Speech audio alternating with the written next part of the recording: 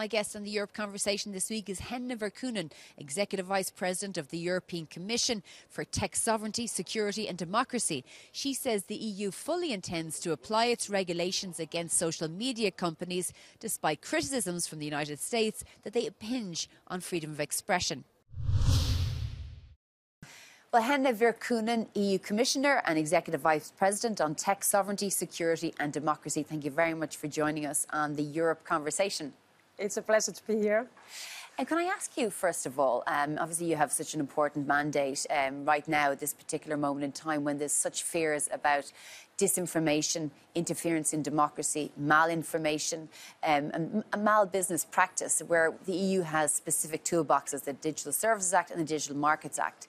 Can you guarantee that the EU will ensure that these are rigorously applied to all industries, particularly social media industries, particularly those based in the United States? Yes, of course. We are now fully implementing and enforcing our rules when it comes to Digital Services Act, for example. And it's a very important tool, I see, because nowadays digital platforms, they play a very, very important role when we look at our society or our economy. And in the European Union, we want to make sure that also our digital environment, it's safe and fair and democratic. And that's why we have put certain legislations to the place, and now we are enforcing them. Because they come under so much attack from the likes of Elon Musk, who has a specifically important role in the US administration. Are you concerned that if the EU is to go what they see as too harshly against the likes of X, that there may be retaliation?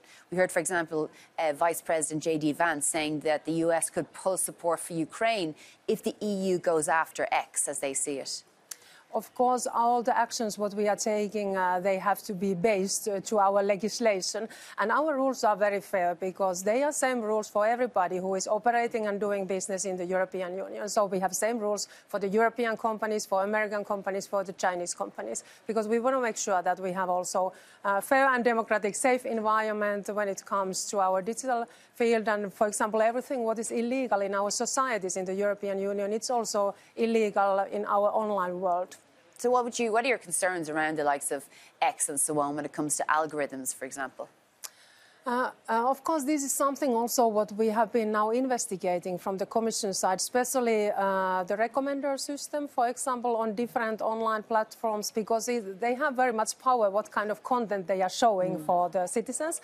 And one of our main principles in our rules is that we have set obligation for online platforms that they have to assess and mitigate the systematic risks, for example, what they are posing to our democratic systems, to our civic discourse, for our well-being, and also that they have to be transparent. For example, when it comes to recommender system, that the user knows why certain content is shown for her or him, and the user has to have also possibility to choose. And how much reaction have you had from the social media companies? Because we saw Meta, for example, say that they're going to get rid of fact checkers, for example. And then we saw concerns that Elon Musk may be changing the algorithm to allow for more far-right, disruptive information, malinformation on his social media platform.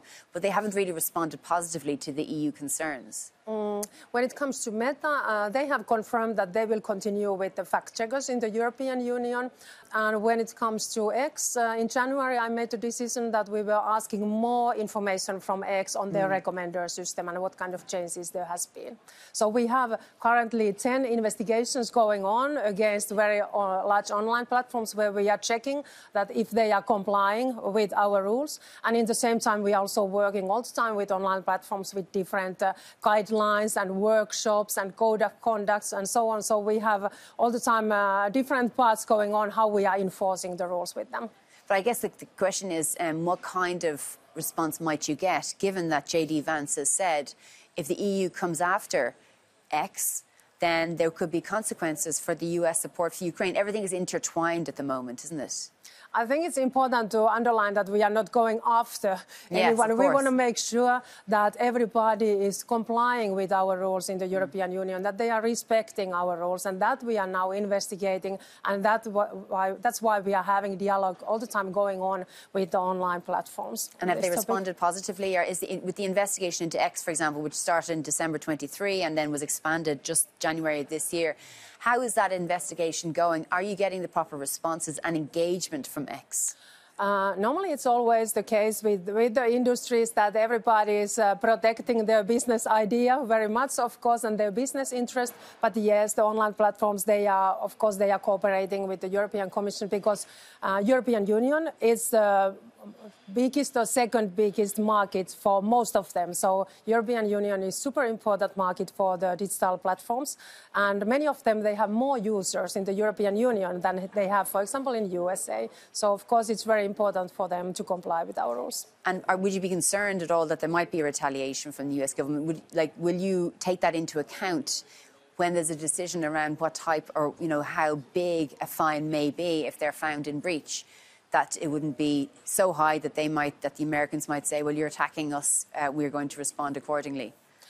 These legislations, when we speak about Digital Markets Act and Digital Service Act, they are very new legislations, and we are now making first decisions based on them. So, of course, we want to make sure, we want to be sure always when we are making decisions that we have to have very strong legal basis of all the decisions. And we want to make sure. Some of those people, J.D. Vance again, but others in the United States would say that these rules are, in fact, an impression, an impact on freedom of expression, and that the EU is trying to curtail freedom of expression by imposing these laws, particularly in the DSA. What would you say to that? That is not correct. So there is misunderstanding if some of the citizens see or some of the decision makers that we are limiting freedom of speech with these rules, because we are protecting freedom of speech with our rules. And the DSA, it's not about content. There we are just setting obligation for online platforms that they have to have practices in place, that how they make sure that they are mitigating the assessing the systematic risks, how they make sure that they are not spreading disinformation. So we are not regulating the content at all. And then just one of the watershed moments, of course, recently was the Romanian election. There was an investigation into TikTok in relation to potentially paid bots and so on, or paid people who had elevated an ultra-nationalist contender for a presidency, which was subsequently annulled. Can you tell us a little bit about that investigation? Because that is something that has worried, I suppose, lawmakers and governments all across Europe and beyond. We have to make sure that online platforms, they are not misused or manipulated during the elections.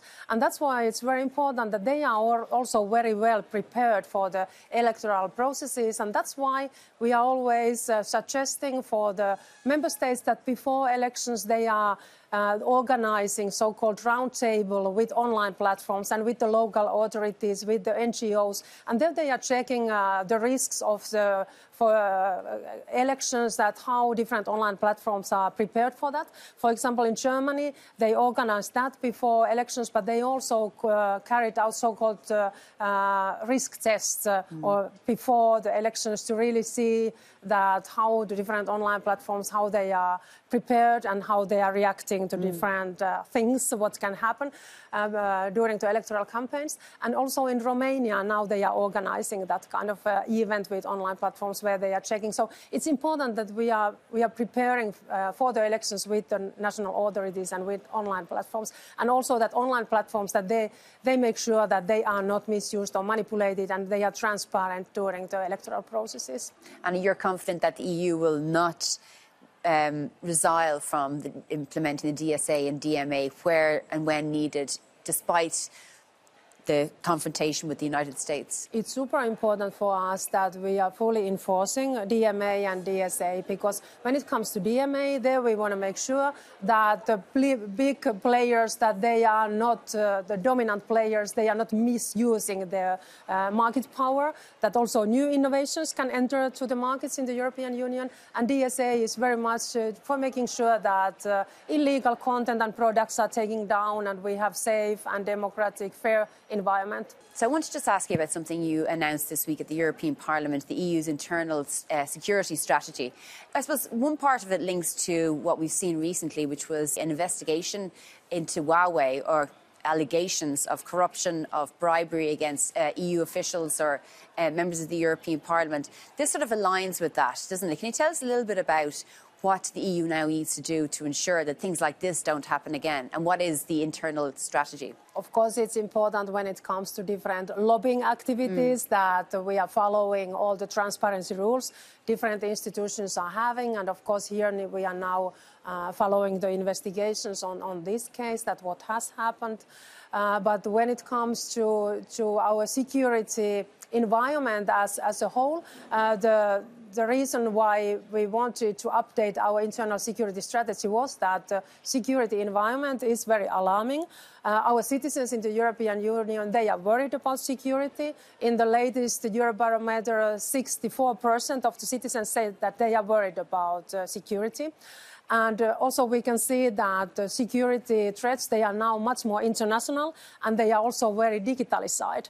And just on the internal security strategy, what is the most fearful threats facing the EU in relation to that? Is it critical infrastructure attacks, cyber attacks, hybrid war? And that is, I think, quite interesting question, that what is the biggest threat, because nowadays we can see that there is many different threats in the same time. Like you were listing, we have been witnessing a sabotage to our critical infrastructure. We have all the time massive cyber attacks towards the European Union. Also migrants, they have been used as weapons on our external borders. And of course, in the same time, we have different organized crime, terrorist groups, and so on. So we have to be prepared for many, many different kind of threats. And that's why we have to closely cooperate together. And also from the Commission side, we now decided that always when we are making now new legal actions, we will include also the security assessment as a part of our impact assessment of different legislations. Okay, Commissioner Hanna Virkkunen, Executive Vice President for Tech Sovereignty, Security and Democracy, thank you very much for joining us